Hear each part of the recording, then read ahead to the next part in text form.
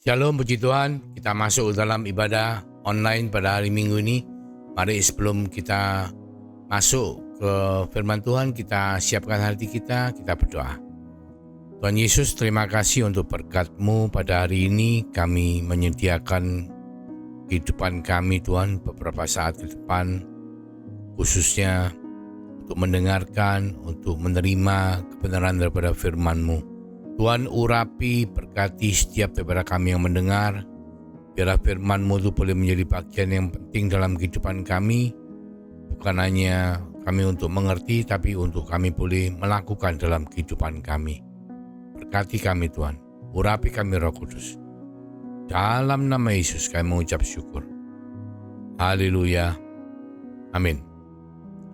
Puji Tuhan, hari ini kita akan membahas mengenai mandi secara rohani. Ini memang konsepnya suatu yang mungkin kita harus mengerti apa yang dimaksud dengan mandi secara rohani. Saya akan mengambil di perikop di Yeskiel 16 mulai ayat sebenarnya dikatakan ayat 1 di perikopnya Yerusalem yang tidak setia. Mulai dari Yeskiel 16 ayat 1 Di sini dikatakan Allah memungut Yerusalem menjadi istrinya. Lalu datanglah firman Tuhan kepadaku, hai anak manusia, beritahukanlah kepada Yerusalem perbuatan-perbuatannya yang keji dan katakanlah beginilah firman Tuhan Allah kepada Yerusalem. Asalmu dan kelahiranmu ialah dari tanah Kanaan, ayahmu ialah orang Amori dan ibumu orang Heti. Kelahiranmu begini. Waktu engkau dilahirkan, pusatmu tidak dipotong dan engkau tidak dibasuh dengan air supaya bersih. Juga dengan garam pun engkau tidak digosok atau dibedungi dengan lampin. Jadi gambarannya itu seperti bayi yang lahir. Ketika seorang bayi baru lahir kan kotor, belum dibasuh dengan air, bahkan tali pusatnya pun belum dipotong, masih nyambung ya. Terus dengan garam pun tidak digosok atau dibedungi dengan lampin. Ayat berikutnya mengatakan, tidak seorang pun merasa sayang kepadamu sehingga diperbuatnya hal itu kepadamu dari rasa belas kasihan. Malah engkau dibuang ke ladang oleh karena orang pandang enteng kepadamu pada hari lahirmu. Jadi bayi ini dibuang, tidak dianggap dibuang. Terus dikatakan, maka aku huruf besar Tuhan ya.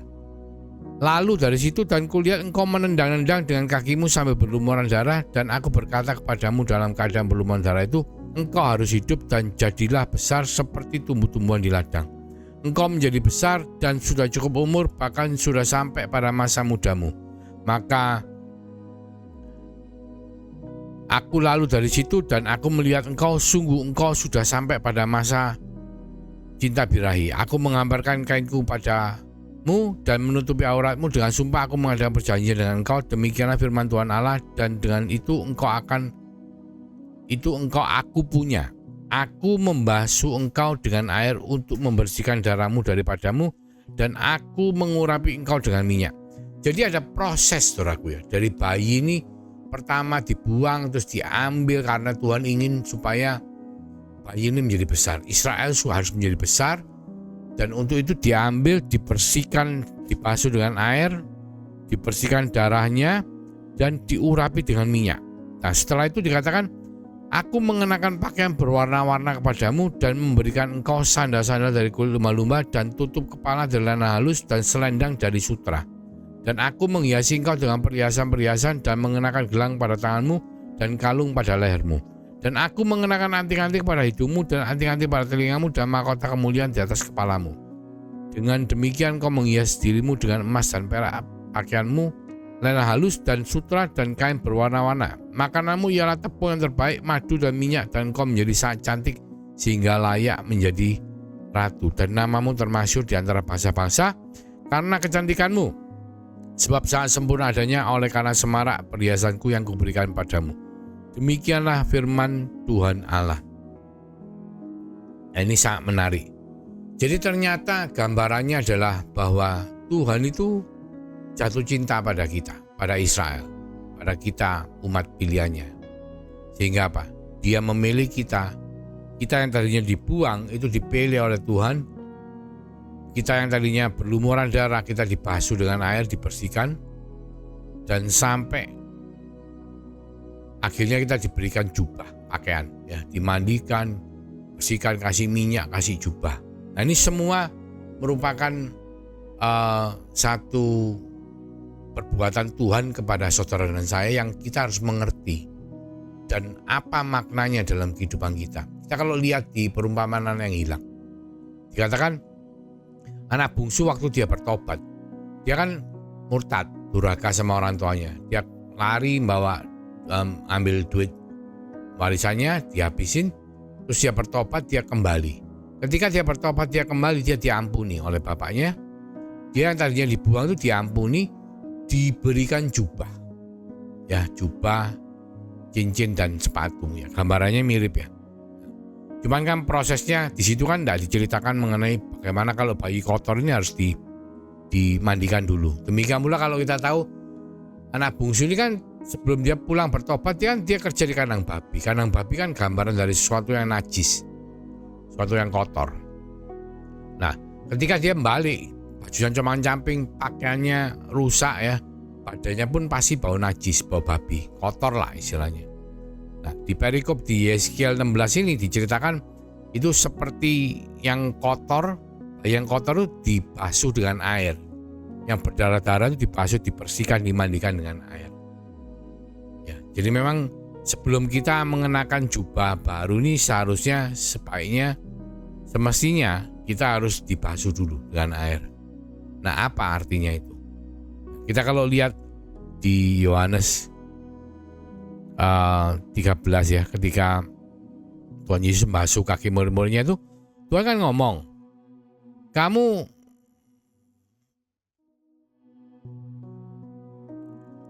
waktu itu ngomong sama Petrus, kamu akan saya basuh kakimu.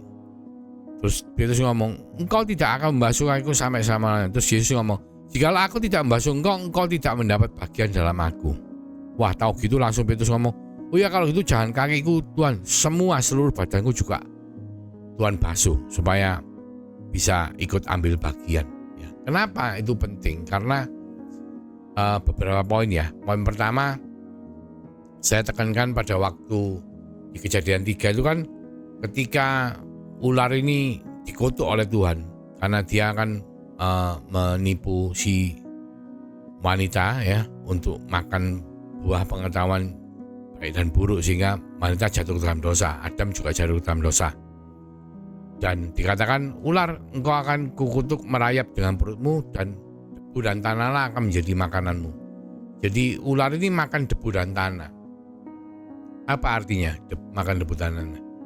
Jadi debu dan tanah itu gambaran dari dunia fana ini penuh dengan dosa.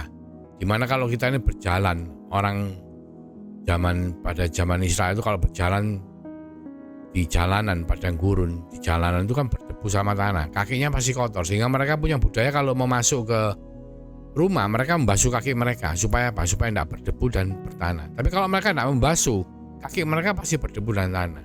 Nah, kalau debu dan tanah ada di kaki mereka itu akan menjadi mangsa daripada si jahat, sasaran daripada si jahat, karena si jahat ini dikutuk oleh Tuhan, merayap dengan perutnya, dan debu dan tanahlah akan menjadi makanan mereka. Seperti singa yang mengaum-ngaum selalu mencari mangsa, demikianlah iblis itu selalu mencari celah dalam kehidupan saudara dan saya. Meskipun kita sudah bertobat, meskipun Tuhan sudah mengampuni dosa-dosa kita, dengan darah Yesus dia mengampuni dosa kita, dengan air dia membasuh kehidupan kita, kaki kita, supaya apa? Kaki kita tidak berdebu, karena kalau kaki kita berdebu, kita akan menjadi sasaran daripada si jahat. Si jahat ini seperti singa yang mengaum-ngaum mencari mangsa, selalu kepingin manusia ini jatuh ke dalam dosa. Oleh karena itu Tuhan tuh ingin supaya apa? Sebelum kita dikenakan jubah, itu Tuhan memandikan kita, membasuh kita. Nah, itu pengertian yang pertama. Kita kalau kembali ke perjanjian lama, ke tabernakel, ya, bait Allah, semua orang yang berdosa dari bangsa Israel ketika mereka mau berdoa kepada Tuhan minta ampun, mereka itu datang ke bait Allah membawa korban yang hidup, ya. Nah, korban itu dibawa di hadapan imam untuk diperiksa apakah korban itu layak tidak bercacat untuk dipersembahkan. Kalau layak disembelih, maka darahnya akan dipersembahkan.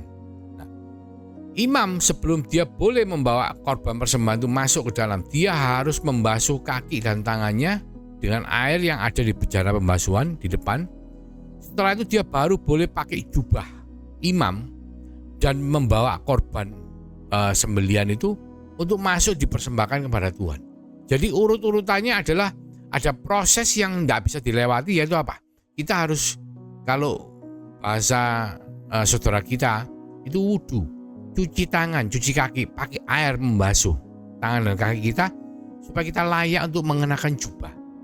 Karena tanpa mengenakan jubah kita tidak bisa membawa korban persembahan, kita tidak bisa menghadap raja, kita tidak bisa ketemu sama Tuhan. Nah, pertobatan pun seperti itu. Pertobatan itu memang sekali dan seumur hidup, tetapi sehari-harinya kita tetap harus mandi untuk membersihkan diri kita dari segala kotoran dunia, dari debu-debu tanah yang ada di dunia ini. Sebab kalau kita tidak melakukan itu, maka kita akan beresiko untuk diserang oleh si jahat. Nah, proses ini saudara, kalau kita lihat di Efesus 5 ayat 26 itu jelas sekali. Ayat 25-26 dikatakan, Efesus 5 ayat 25 dikatakan, hai suami, kasihilah istrimu sebagaimana Kristus telah mengasihi jemaat dan telah menyerahkan dirinya baginya, untuk menguduskannya sesudah ia menyucikannya dengan memandikannya dengan air melalui firman, ya, bukan dan firman, melalui firman. Jadi air itu adalah gambaran dari firman Tuhan. Jadi bagaimana Tuhan membasuh kehidupan kita itu adalah melalui firman Tuhan yang kita renungkan, yang kita baca, yang kita dengar, yang kita lakukan dalam kehidupan kita sehari-hari. Karena melalui firman itu, maka firman itu akan menjadi air yang membasuh kehidupan saudara dan saya. Tanpa kita bergaul dengan firman Tuhan, maka kita tuh ibaratnya seperti kaki yang berdebu atau tubuh yang masih kotor yang tidak layak untuk mengenakan jubah. Sebab tanpa jubah kita tidak bisa hadir dalam pesta perjamuan. Kita tidak bisa menghadap Bapa. Sedangkan kita ini tujuan utama pertobatan adalah membuat kita bisa kembali kepada Bapa. Kembali bukan cuma sekali, tapi kembali setiap kali diperlukan. Jadi setiap hari kita masuk menghadap Tuhan, ketemu, menghampiri tahta kasih karunia-Nya, kita kembali ke luar bait kudusnya, kita berada di pelatarannya untuk melayani sesama. Dan kita masuk lagi mencari Tuhan, ketemu lagi dengan Tuhan. Setiap kali kita masuk, kita perlu untuk dibasuh dengan air sebelum kita bisa mengenakan jubah. Dan air itu adalah merupakan gambaran daripada firman Tuhan. Jadi ketika saudara hari ini mendengarkan firman Tuhan, beribadah kepada Tuhan, saudara sedang lagi dalam proses memandikan kehidupan saudara dengan firman Tuhan. Ketika saudara mendengarkan firman Tuhan, ketika saudara membaca, merenungkan firman Tuhan, itu saudara sedang mengambil bagian dalam proses untuk mandi oleh kebenaran firman Tuhan. Karena dengan firman Tuhan itu, maka di 2 Korintus 3 ayat 18 dikatakan bahwa, kita lihat ya saudaraku ya,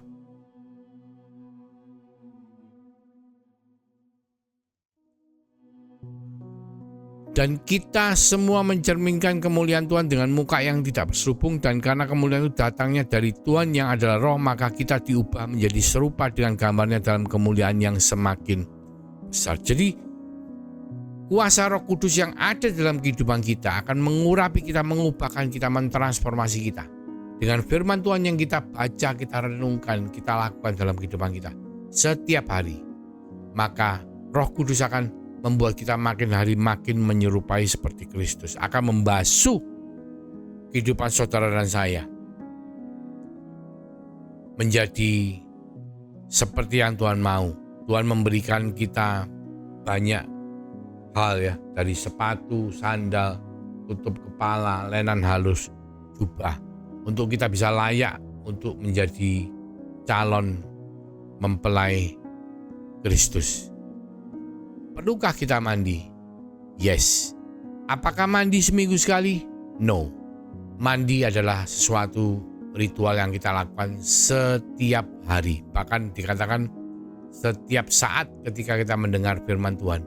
Maka firman itu seperti air akan memandikan saudara dan saya, membasuh saudara saya supaya kita semua kudus, tak bercacat di hadapan Tuhan. Mari kita berdoa. Terima kasih Tuhan untuk berkat firman-Mu. Biarlah firman yang singkat tetapi memberkati ini boleh menjadi bagian yang penting dalam kehidupan setiap daripada kami, sehingga kami boleh menjadi pelaku-pelaku firman, boleh bergaul dengan firman, boleh Kau mandikan setiap saat di dalam firman-Mu, supaya kami menjadi kudus, tak bercacat dan tak bercelah di hadapan-Mu Tuhan. Terima kasih Tuhan. Biarlah berkat daripada Allah Bapa melalui kasih karunia daripada Tuhan Yesus Kristus akan menyertai, melindungi, menolong setiap daripada kita mulai hari ini sampai Engkau datang yang kedua kalinya, bahkan sampai Maranatha. Dalam nama Tuhan Yesus kami mengucap syukur. Haleluya. Amin.